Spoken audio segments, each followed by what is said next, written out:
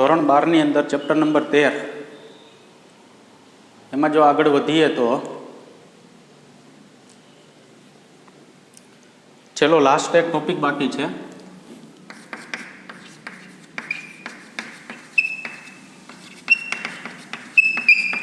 Nuclear સંલયન.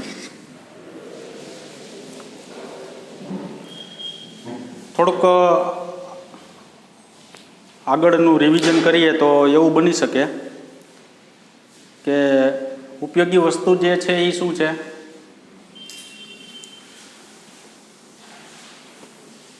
આપણી પાસે nuclear વિખંડન એમાં પ્રક્રિયાઓ આવે છે, તે ન્યુક્લિયર રિએક્ટર વિશે આપણે માહિતી લીધી હતી. ચરઘાતાંકીય નિયમ લીધો હતો, અર્ધ આયુ એટલે કે સરેરાશ જીવનકાળ અને અર્ધ આયુષ્ય, એના વિશે માહિતી આપણે પ્રાપ્ત કરી હતી. સૂત્ર જે છે એ બરાબર બધાને આવડવા જોઈએ. અમુક પ્રકારના દાખલા જે છે એ અલગ અલગ પ્રકારના આવ્યા હતા, ત્યાં મેં તમને ચોખવટ કરી હતી કે આ દાખલા જે છે આ રીતના તમે ગણી શકશો. બરાબર. એમાં સૌથી અગત્યની વસ્તુ જે છે બોર્ડમાં પૂછાઈ શકે તેવું હોય તો અર્ધાયુ છે, સરેરાશ જીવનકાળ છે, અથવા ચરઘાતાંકીય નિયમ. અર્ધાયુ વિશે તમને માહિતી આપી હતી કે જેટલો અર્ધાયુ જે છે એટલા સમયમાં એના અવિભંજિત ન્યુક્લિયસની સંખ્યા જે છે કેવી થઈ જશે? અડધી થઈ જશે. જેટલા સમયમાં અવિભંજિત ન્યુક્લિયસની સંખ્યા જો અડધી થાય, તે સંખ્યા અડધી થાય તે એના માટેનું શું કહેવામાં આવે? અર્ધાયુ. સરેરાશ જીવનકાળ કોને કીધું હતું? તો કે સરેરાશ જીવનકાળ જે છે એ આપણે એવું કહી શકીએ કે એનું આયુષ્ય. બરાબર. એના માટે શું કહેવાય? સરેરાશ જીવનકાળ. પછી વિખંડન ભણ્યા હતા. વિખંડનની અંદર એવું આવ્યું હતું કે એક ભારે તત્વ જે છે એમાંથી એક ભારે તત્વમાંથી બે હલકા તત્વ બને અને ઉર્જા જે છે કંઈક શું પડે? એમાંથી છૂટી પડે. એ ઉર્જા જે છૂટી પડે છે તેને શું થયું કહેવાય? વિખંડન. એમાંથી કંઈક ન્યુટ્રોન છૂટા પડે છે. એ ન્યુટ્રોનનો પાછો આપણે ન્યુક્લિયર રિએક્ટર તરીકે પાછો એમાં શું કરવામાં આવે છે? ઉપયોગ કરવામાં આવે છે. ન્યુટ્રોન વધે તો શું કરવું? ન્યુટ્રોન ઘટે તો શું કરવું? એના વિશે આપણે માહિતી ભણ્યા હતા.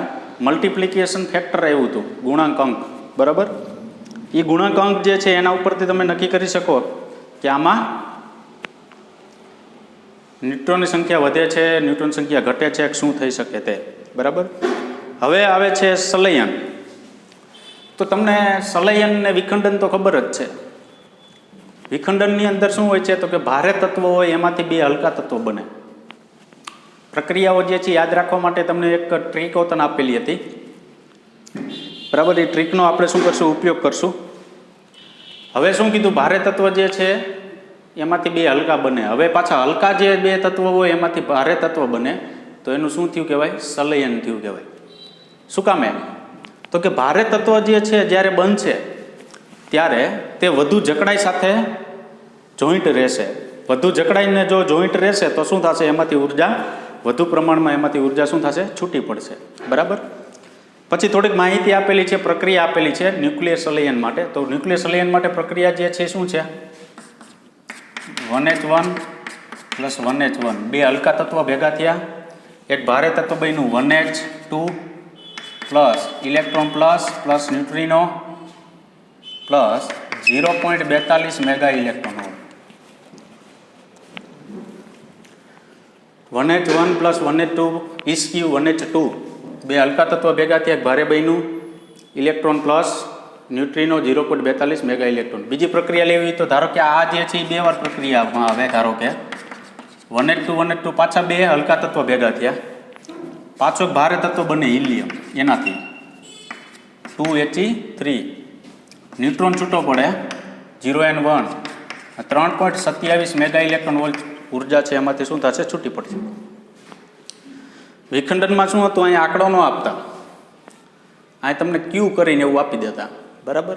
અહીંયા આંકડો જે આપેલો છે એ શું દર્શાવે છે? તો કે આવી પ્રક્રિયાની અંદર આટલી ઉર્જા છે એ શું થાય? છૂટી પડે. ધારો કે બીજી પ્રક્રિયા કરવી હોય આની, ધારો કે આ જ તત્વ બે ભેગા હલકા તત્વ ભેગા થાય તો 1H3 બને છે 1H1 આ ભારે તત્વ બન્યું હાઇડ્રોજનનું 1H3 વાળું, બરાબર. અને 4.03 મેગા ઇલેક્ટ્રોન વોલ્ટ ઉર્જા છે એ શું થશે? છૂટી પડશે. આ એક ઉદાહરણ સ્વરૂપે આપેલું છે. ન્યુક્લિયર સંલયનની પ્રક્રિયા જે ખરેખર સૂર્યમાંથી થતી ન્યુક્લિયર સંલયન પ્રક્રિયા શું છે ને એ આપણે આગળના પ્રશ્નમાં ભણશું. પણ આ શું દર્શાવે છે કે આપણી પાસે બે હલકા તત્વ જે છે એમાંથી આપણે ભારે તત્વ જે છે શું કરી શકીએ? બનાવી શકીએ છીએ. આગળ શું કીધું છે? સંલયન થવા માટે બે ન્યુક્લિયસ એકબીજાથી એટલા નજીક હોવા જોઈએ કે જેથી તેમના પર લઘુ અંતરીય આકર્ષી ન્યુક્લિયર બળ અસર કરી શકે. જ્યારે બે તત્વોનું સંલયન થતું હોય ત્યારે એ ન્યુક્લિયસ જે છે એ હલકા એટલા નજીક હોવા જોઈએ કે એની વચ્ચે લઘુ અંતરીય આકર્ષી બળ લાગવું જોઈએ. શું કામે? કારણ કે જો જ્યાં બે પ્રોટોન છે ધારો કે, તો એ તો બે ધન વિદ્યુત થયા. થોડુંક અંતર જો વધી જાય તો ડાયરેક્ટ કુલંબીય બળ અસર કરી જાય. તો કુલંબીય બળ જો અસર કરી જાય ને તો એ એકબીજાથી કેવા ભાગવા માંડે? દૂર તરફ ભાગવા માંડે, બરાબર. એટલે એનો મતલબ એવો થયો કે બે હલકા તત્વો જ્યારે ભેગા થાય ત્યારે એ એકબીજાની ખૂબ જ કેવા હોવા જોઈએ? નજીક હોવા જોઈએ. અને કેટલા નજીક હોવા જોઈએ? તો કે લઘુ અંતરીય આકર્ષી બળ લાગતું હોય તેટલા નજીક હોવા જોઈએ. આગળ જઈએ. એવું દર્શાવી શકાય કે બે પ્રોટોન આવી અપાકર્ષી રૂપ દિવાલની ઊંચાઈ બે પ્રોટોન માટે એપ્રોક્સિમેટલી 400 કિલો ઇલેક્ટ્રોન વોલ્ટ છે. દિવાલની ઊંચાઈ એટલે શું? તો કે એની સાથે કંઈક ઉર્જા સંકળાયેલી હોય. તે કંઈ દિવાલને રાખેલી નથી એવું નથી, પણ શબ્દ શું દર્શાવે છે? તમે આંકડો જોતા એવું લાગે કે એની સાથે કંઈક શું સંકળાયેલી છે? ઉર્જા. કે બે હલકા તત્વ જે છે એની સાથે જ્યારે ભેગા થશે ત્યારે એની સાથે કંઈક સંકળાયેલી ઉર્જા છે એ કેટલી હોય છે? 400 કિલો ઇલેક્ટ્રોન વોલ્ટ જેટલી હોય છે. જો બે પ્રોટોન જરૂરી સરેરાશ ઉર્જા લગભગ 400 ઇલેક્ટ્રોન વોલ્ટ હોય છે તો તાપમાનમાંથી મળી રહે છે. તો તાપમાન નીચે મુજબ શોધી શકાય. કંઈક તાપમાન તમે આને આપો ત્યારે આટલી ઉર્જા જે છે એ બે પ્રોટોનમાંથી આપણને શું થાય છે? મળી રહે છે. એ તાપમાન ક્યાં અનુસાર મેળવી શકાય? 3/2 kBT અનુસાર મેળવી શકાય. અને ટેમ્પરેચર જે છે એપ્રોક્સિમેટલી તમને કેટલું પ્રાપ્ત થશે? 3 × 10⁹ કેલ્વિન પ્રાપ્ત થશે. ખૂબ જ વધુ ટેમ્પરેચર જે છે ને ત્યારે સંલયન પ્રક્રિયા થાય, અને ત્યારે સંલયન પ્રક્રિયા થાય ને ત્યારે તમને શું મળે? કંઈક ઉર્જા પ્રાપ્ત થશે. એટલે જ એવું કહેવામાં આવે છે સંલયન પ્રક્રિયા જે છે એ કૃત્રિમ રીતે કરી નથી શકાતી, પરંતુ સૂર્યમાંથી થાય. શું કામ? તો કે સૂર્ય જે છે એ પોતાનું ટેમ્પરેચર જે છે કેલ્વિનમાં અને ખૂબ જ વધુ છે. તો સપાટીનું ટેમ્પરેચર 6000 કેલ્વિન જેવું છે. પણ જેમ તમે ગર્ભની અંદર જતા જાઓ સૂર્યના, તેમ એનું ટેમ્પરેચર જે છે એ શું થતું જાય છે? વધતું જાય છે. અને જ્યારે ટેમ્પરેચર વધતું જાય ને ત્યારે સંલયન પ્રક્રિયા જે છે એ પ્રાપ્ત થશે.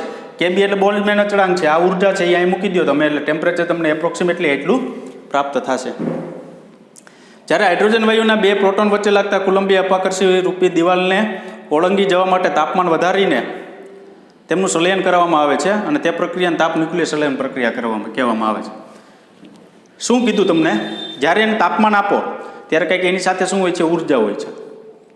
પણ બે પ્રોટોન વચ્ચે અપાકર્ષી બળ ન લાગે એટલે એની દિવાલ જે છે ઓળંગવી જોઈએ નહીં. જો દિવાલ ઓળંગી જાય તો અપાકર્ષી બળ લાગે કુલંબીય, તો પાછી સંલયન પ્રક્રિયા ન થાય. એટલે ન થાય, જ્યારે સંલયન પ્રક્રિયા ન થાય તો કોઈ પ્રકારની ઉર્જા મળે નહીં. એટલે લઘુ અંતરીય શું હોવી જોઈએ? આકર્ષી બળ આપણી પાસે હોવું જોઈએ. ખ્યાલ આવ્યો? બરાબર. તો આ જે છે એ ખાલી સંલયન માટેનું થોડુંક ડેમો આપેલો હતો આગળનો, કે સંલયન એટલે શું? તો કે હલકા તત્વ ભેગા થઈને આમ મળે ને આવી ઉર્જા હોવી જોઈએ ને બે વચ્ચે લઘુ અંતરીય આકર્ષી બળ હોવું જોઈએ ને તો જ આ વસ્તુ શક્ય બને. દિવાલની ઊંચાઈ એટલે ઉર્જા કે એને ટેમ્પરેચર આપો તો કે એની સાથે કંઈક ઉર્જા સંકળાયેલી હોય છે. કેટલું ટેમ્પરેચર આપો તો કે આટલું આપો ત્યારે આ પ્રક્રિયા શક્ય બને છે. તારા અને સૂર્યમાંથી ઉદ્ભવતી તાપ ન્યુક્લિયર સંલયન પ્રક્રિયા. તારા અને સૂર્યમાંથી ઉદ્ભવતી તાપ ન્યુક્લિયર સંલયન પ્રક્રિયા શું દર્શાવે છે? તાપ ન્યુક્લિયર સંલયન એ સૂર્ય અને તારાના અંદરના ભાગમાં ઉદ્ભવતી ઉર્જાનો સ્ત્રોત છે. જો સૂર્ય અને તારાના અંદરના ભાગમાં કીધું, મેં તમને કીધું ને કે સપાટીનું ટેમ્પરેચર અહીંયા કામ નહીં કરે.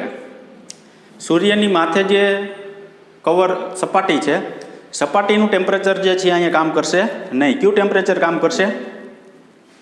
ગર્ભની અંદર જેમ કારણ કે આ પૃથ્વી છે ધારો કે, આ પૃથ્વીની સપાટી આ સૂર્ય છે, સૂર્યની સપાટીનું ટેમ્પરેચર છે 6000 કેલ્વિન.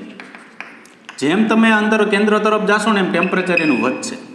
એટલે કે ગર્ભનું ટેમ્પરેચર જે છે ને એ ખૂબ જ કેવું છે, વધારે છે. બરાબર.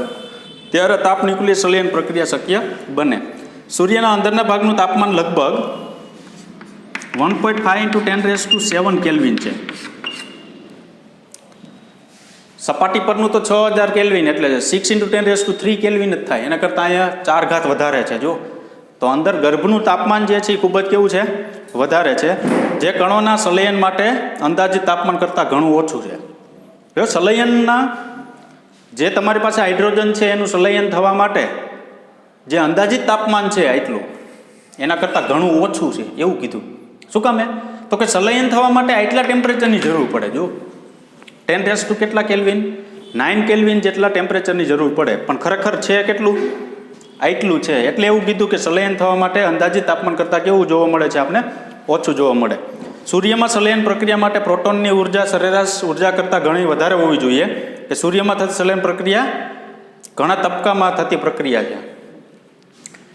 શું કીધું? પ્રોટોનની જે ઉર્જા છે તેના કરતાં સંલયનમાં જે હાઇડ્રોજનનો ઉપયોગ થાય એની ઉર્જા ખૂબ કેવી હોવી જોઈએ? વધુ હોવી જોઈએ. બરાબર. ઉર્જા વધુ આની હોવી જોઈએ. ટેમ્પરેચર આટલું હોય એટલે એપ્રોક્સિમેટલી ટેમ્પરેચર વધી જાય એટલે સંલયન પ્રક્રિયા શક્ય બનશે. સંલયન પ્રક્રિયા જેવા દ્વારા થાય છે તેને પ્રોટોન ચક્ર પ્રક્રિયા દ્વારા રજૂ કરવામાં આવે છે.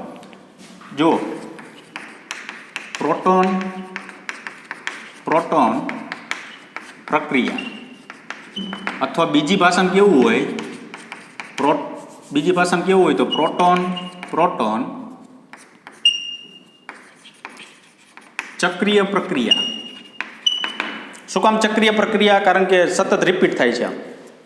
વિખંડનમાં સતત તમને ખ્યાલ હોય તો રિપીટ થતું, એક આવે બીજી આવે ત્રીજી આવે, પછી પાછા એ ન્યુટ્રોનનો મારો યુરેનિયમ ઉપર ચલાવવાનો, પાછી પ્રક્રિયા થાય, પાછા ન્યુટ્રોન મળે, પાછા યુરેનિયમ ઉપર ઝડપી મળે, ધીમો પાડવાનો, પાછા યુરેનિયમ ઉપર.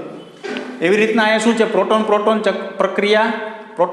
ચક્રીય પ્રક્રિયા. બોર્ડની પરીક્ષાની અંદર એવું પૂછી શકે 2 માર્ક્સમાં. શું? સંલયનની ફક્ત પ્રક્રિયાઓ જણાવો, તો હું આ પ્રક્રિયા લખીશ. એવું પૂછી શકે સંલયનની પ્રોટોન પ્રક્રિયા જણાવો, એવું પૂછે. પ્રોટોન ચક્રીય પ્રક્રિયા સમજાવો. એટલે પ્રશ્ન અલગ નથી. જોજો, પ્રોટોન ચક્રીય પ્રક્રિયા સમજાવો એવું કે એટલે આ પ્રશ્ન જે છે અલગ નથી. સંલયનનો જે પ્રશ્ન છે ને એ જ આપણા માટેનો પ્રશ્ન છે. સૂર્યમાં બળતણ તરીકે તેના ગર્ભનું તાપમાન હાઇડ્રોજન અને હાઇડ્રોજનના દહન પામીને હિલિયમ બનાવે. સંલયનની પ્રક્રિયા જે થાય છે એમાં હાઇડ્રોજનનું શું થાય છે? દહન થાય છે. અને શું બનાવે છે?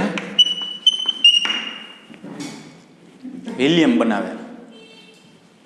એટલે કે જે આપણી પાસે ન્યુક્લિયર સંલયન પ્રક્રિયા છે તેની અંદર હાઇડ્રોજનનું દહન થાય અને શું બનાવે? હિલિયમ બનાવે. હાઇડ્રોજનના દહનથી શું પ્રાપ્ત થાય છે? આપને હિલિયમ પ્રાપ્ત થાય છે. તો હું હવે પ્રક્રિયા લખું છું. પ્રક્રિયા જે લખું છું એ ખૂબ જ અગત્યની પ્રક્રિયા છે સંલયન પ્રક્રિયા માટે. બરાબર. શું છે પ્રક્રિયા? 1H1 + 1H1 is give 1H2 + E plus neutrino plus 0.42 mega electron volt. પેલી પ્રક્રિયા જ છે. આ તો ઉદાહરણ આપ્યા હતા કે આવી હલકા ભેગા થઈને આમ ભારે બને એમ. બરાબર. તો આ જે છે ને એ પ્રક્રિયા નંબર છે 1 આપણા માટે. શું કીધું? 2 હલકા હાઇડ્રોજન ભેગા થઈ એક ભારે હાઇડ્રોજન બને છે. પોઝિટ્રોન છૂટો પડે છે, ન્યુટ્રિનો છૂટો પડે છે અને ઉર્જા કંઈક છૂટી પડે છે 0.42 મેગા ઇલેક્ટ્રોન વોલ્ટ. હવે શું? જે આ ઇલેક્ટ્રોન આપણે પોઝિટ્રોન મળે છે એની સાથે ઇલેક્ટ્રોનની પ્રોસેસ થાય. એ પ્રોસેસ થાય અને 2 ગેમા ફોટોન મળે છે પ્લસ 1.02 મેગા ઇલેક્ટ્રોન વોલ્ટ ઉર્જા છૂટી પડે છે. અને આ પ્રક્રિયા નંબર કેટલામું છે? બીજું. ખ્યાલ આવ્યો? બરાબર. આગળ 1H2 જે છે એની સાથે પાછું 1H1ની પ્રક્રિયા કરવામાં આવે. 2He3 એવું પ્રાપ્ત થાય છે. પ્લસ ગેમા છૂટો પડે છે પ્લસ 5.49 મેગા ઇલેક્ટ્રોન વોલ્ટ. જો આ આંકડા રહ્યા ને એ બરાબર યાદ રાખજો. અને પ્રક્રિયા 10 વાર લખવી પડે ને તો 10 વાર લખી નાખજો મોઢે. પ્રક્રિયામાં કોઈ પણ પ્રકારની ભૂલ ન થવી જોઈએ. 2 માર્ક્સ રોકડા કહેવાય, લખતા 1 મિનિટ જ થાય. બોર્ડમાં પૂછાય ને તો 2 માર્ક્સ કેવા કહેવાય? રોકડા કહેવાય. લખતા ફક્ત કેટલી મિનિટ થાય? 1 જ મિનિટ થાય. 1 મિનિટમાં બધું લખાઈ જાય. ખ્યાલ આવ્યો? બરાબર. ચોથી પ્રક્રિયા 2He3 + 2He3 2 હિલિયમનો ઉપયોગ કરવામાં આવે. 2He શું પડે? 4 1H1 છૂટું પડે, 1H1 છૂટું પડે પ્લસ 12.86 મેગા ઇલેક્ટ્રોન વોલ્ટ છૂટા પડે. આ પ્રક્રિયા નંબર 3 છે અને આ પ્રક્રિયા નંબર 4 છે. ન્યુક્લિયર સંલયન પ્રક્રિયામાં આ 4 પ્રકારની પ્રક્રિયા થાય. પહેલાં હાઇડ્રોજન મળે ભારે, પછી જે પોઝિટ્રોન છે એની ઇલેક્ટ્રોન સાથે પ્રક્રિયા, પછી હાઇડ્રોજનની પાસે હાઇડ્રોજન સાથે હિલિયમ બને, 2 હિલિયમ લઈને પાછું એનાથી ભારે હિલિયમ બને. તો શું કીધું અહીંયા? સૂર્ય અને તારાઓમાં થતી સંલયન પ્રક્રિયા જે છે એમાં હાઇડ્રોજનનું દહન થાય અને હિલિયમ મળે. હાઇડ્રોજનનું દહન થાય ને શું પ્રાપ્ત થયું? હિલિયમ પ્રાપ્ત થયો. જો 2He4 જે છે એવું આપણે શું થયું? પ્રાપ્ત થયું. હાઇડ્રોજનનું દહન થયું અને શું મળ્યું? આપણે હિલિયમ મળે છે. ખ્યાલ આવ્યો? બરાબર. એટલે 1H1 + 1H1 માંથી શું પ્રાપ્ત થાય છે? 2He4 એવું આપણે પ્રાપ્ત થાય છે. હવે સૌથી અગત્યની વસ્તુ સમજવાની જે છે તે શું સમજવાની છે? તો કે જ્યારે પ્રક્રિયા સૂર્યમાંથી સંલયનની પ્રક્રિયા થાય એ આટલી પ્રક્રિયા નથી. અહીં એવું કહેવામાં આવે છે કે પ્રક્રિયા ઉપરની 3 પ્રક્રિયા છે, એટલા નંબર શું કામ આપ્યા છે? એટલા જ આપ્યા છે. ઉપરની 3 પ્રક્રિયા છે એ 2 વખત થાય અને ચોથી પ્રક્રિયા 1 વખત થાય. જોજો, એનો મતલબ એવો થયો કે હાઇડ્રોજનમાંથી હિલિયમ ક્યારે મળે? ઉપરની 3 પ્રક્રિયા 2 વખત થાય. આ 2 વખત થાય, આ 2 વખત થાય, 2 વખત આ થાય, 6 પ્રક્રિયા થઈ. ત્યારે તમને ચોથી પ્રક્રિયા 1 વખત થાય ત્યારે તમને શું પ્રાપ્ત થાય? 2He4 પ્રાપ્ત થાય. એટલે આટલું લખીને છોડી નથી દેવાનું. આનો મતલબ શું થયું? આ બધી પ્રક્રિયા 1 વખત જ થઈ. આનો મતલબ એવો થયો. આટલું લખીને છોડી મૂકવાનું નથી. મેં શું કીધું? ઉપરની પ્રક્રિયા 3 પ્રક્રિયા ઉપરની છે 1, 2 અને 3 એ 2 વખત થાય અને ચોથી પ્રક્રિયા 1 વખત થાય ત્યારે સૂર્યમાંથી હાઇડ્રોજનનું દહન થઈ અને શું પ્રાપ્ત થાય? આપણે હિલિયમ મળે. ત્યારે આપણે એવું કહેવાય કે કંઈક ઉર્જા શું પડે? છૂટી પડે. તો આપણે અહીંયા લખવું હોય મેથેમેટિકલ સ્ટેપમાં તો લખાય પહેલી પ્રક્રિયા 2 વખત વત્તા, બીજી પ્રક્રિયા 2 વખત વત્તા, ત્રીજી પ્રક્રિયા 2 વખત વત્તા, ચોથી પ્રક્રિયા 1 વખત. પહેલી 3 પ્રક્રિયા 2 વખત એટલે 1, 2, 3 એ કેટલી વખત? 2 વખત. ચોથી કેટલી વખત? 1 વખત. ત્યારે હાઇડ્રોજનનું કેમાં રૂપાંતર થાય? હિલિયમમાં રૂપાંતર થાય. હાઇડ્રોજનનું દહન થઈ જાય અને છેલ્લે આપણે જે પ્રાપ્ત થાય એ શું પ્રાપ્ત થશે? હિલિયમ પ્રાપ્ત થશે. એટલે પહેલી 3 પ્રક્રિયા 2 વખત, ચોથી પ્રક્રિયા 1 વખત. તો એ 3 પ્રક્રિયા 2 વખત ને ચોથી પ્રક્રિયા 1 વખત એની જનરલ આખી એક પ્રક્રિયા લખવી હોય તો 4 1H1 plus 2 electron is give 2He4 plus 2 gamma plus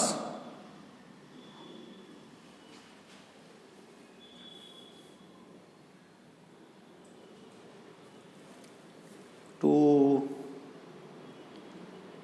V 1 2 3 4 5 6 2 neutrino 6 gamma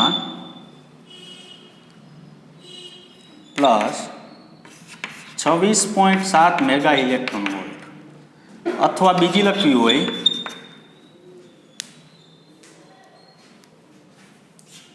4 1H1 plus 4E minus is give 2He4 plus 2E minus plus 2V plus 6 gamma plus 26.7 mega electron. જો શું કર્યું, પહેલી પ્રક્રિયા 3 છે એ કેટલી વખત કીધી? 2 વખત. ચોથી કેટલી વખત કીધી? 1 વખત. જોજો તો આ 1 2 એ 2 વખત, 2 હાઇડ્રોજન છે 2 વખત કરે એટલે 4 હાઇડ્રોજન થયા.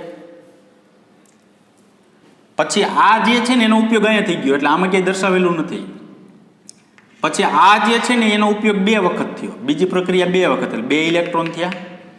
બરાબર. ઈસ ગયું, સામે વયા જાઓ. છેલ્લે આપણે અહીંયા શું પ્રાપ્ત થયું? જો આ કેન્સલ થઈ જાય, 1H સોરી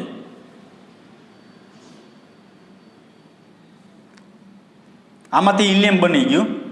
હિલિયમ જે બને છે એમાંથી પાછો આ બે વખત અહીંયા જે હિલિયમ મળે ને એનો ઉપયોગ અહીંયા થઈ ગયો. ખ્યાલ આવ્યો? બરાબર. એટલે અહીંયા આપણે હિલિયમનો ઉપયોગ નથી કર્યો. જો આ ત્રીજી પ્રક્રિયા 2 વખત થાય એટલે 2He3 છે, 2He3 2He3 જેનો ઉપયોગ થઈ ગયો ને અહીંયા છેલ્લે નહીં લખવાનું. બરાબર. શું કીધું? આપણી પાસે આ કેટલું છે? 1. પ્રક્રિયા 1માં 2 ન્યુટ્રીનો છે તો 2 વખત ઉપયોગ થયો એટલે 2 ન્યુટ્રીનો થયા. અહીંયા ગેમા 2 એટલે 4 થયા, ગેમા 1 એટલે 2 થયા, 4 ને 2 કેટલા થાય? 6. પછી આને ગુણ્યા 2 કરવાના, આને ગુણ્યા 2 કરવાના, આને ગુણ્યા 2 કરવાના, એનો સરવાળો કરવાનો ને વત્તા એટલા કરવાના. તો આ ત્રણેય ગુણ્યા 2 કરો વત્તા 12.86 કરો એટલે 26.7 મેગા ઇલેક્ટ્રોન વોલ્ટ તમને પ્રાપ્ત થશે. ત્યારે ન્યુક્લિયર પ્રક્રિયા થાય સંલયનની, ત્યારે એક ચક્ર પૂરો થાય. એક ચક્ર ક્યારે પૂરું થાય? તો કે 4 પ્રક્રિયામાંથી ઉપરની 3 પ્રક્રિયા 2 વખત થાય, ચોથી પ્રક્રિયા 1 વખત થાય. એટલે એક ચક્ર પૂરું જ્યારે થાય ત્યારે 26.7 મેગા ઇલેક્ટ્રોન વોલ્ટ જેટલી ઉર્જા આપને પ્રાપ્ત થશે. અથવા કીધું અહીંયા જુઓ તો આ 4 છે 2 સાથે ગુણી દો એટલે 4 4 ઇલેક્ટ્રોન આ થઈ ગયું, 2He4 2 ઇલેક્ટ્રોન. ઇલેક્ટ્રોન જે છે એ અહીંયા 2 વખત ઉપયોગ થઈ ગયો ને અહીંયા. બરાબર. એટલે 2 ઇલેક્ટ્રોનનો ઉપયોગ અહીંયા, આને તમે આ સાઈડ લઈ લો તમે. બરાબર. તોય બાદ થઈ જાય. એવું કરવું હોય તો કરાય. જો આ 4 હાઇડ્રોજન થયા, 2 ઇલેક્ટ્રોન છે એની જગ્યાએ કેટલા લખ્યા? 4 ઇલેક્ટ્રોન લખ્યા. અહીંયા 2 ઇલેક્ટ્રોન લખ્યા, 2 ઇલેક્ટ્રોન આ બાજુ આવે તો 4 માં બાદ થઈ જાય, પાછું ઉપરનું હતું એમનેમ આવી જાય. આ 2 બધું એમનેમ છે. બરાબર. ટૂંકમાં યાદ શું રાખવાનું છે કે આપણી પાસે જે ન્યુક્લિયર સંલયન પ્રક્રિયા છે એ ઉપરની 3 પ્રક્રિયા છે એ 2 વખત, ચોથી પ્રક્રિયા છે એ કેટલી વખત થાય છે? 1 વખત થાય છે. આગળ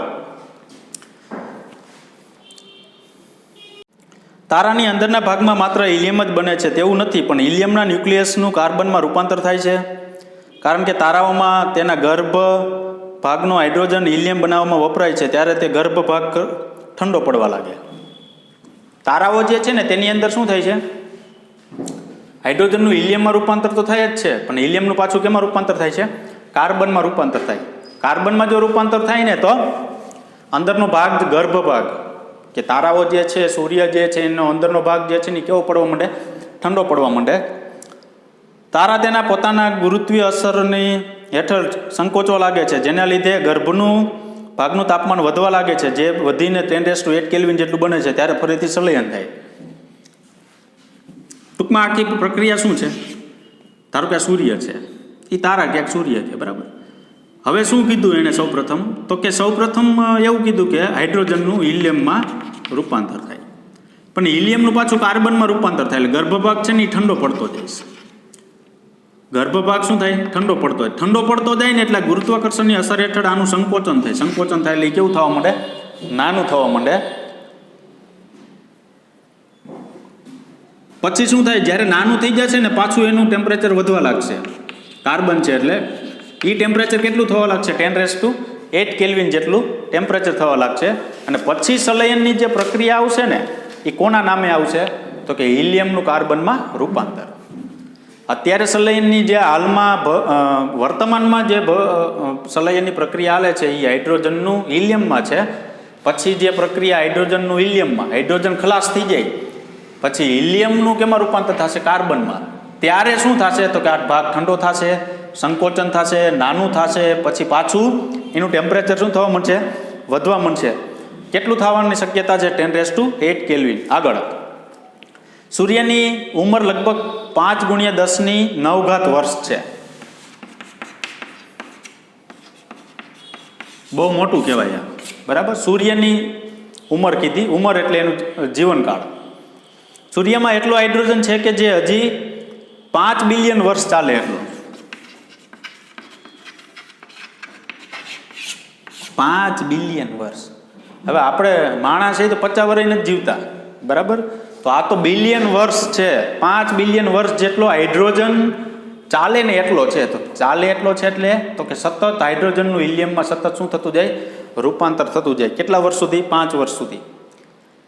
5 બિલિયન વર્ષ. જ્યારે સૂર્યમાં હાઇડ્રોજન ખલાસ થઈ જશે ત્યારે તે ઠંડો પડવાની શરૂ થશે, ગુરુત્વીય અસર હેઠળ સંકોચવા લાગશે અને તેનાથી ગર્ભનું ભાગનું તાપમાન વધશે, જેથી સૂર્યનું બાહ્ય આવરણ વિસ્તરવા માટે, જેને રેડ જાયન્ટ કહેવામાં આવે છે, લાલ કલરનો સૂર્ય થઈ જશે. એટલે નામ શું આપ્યું?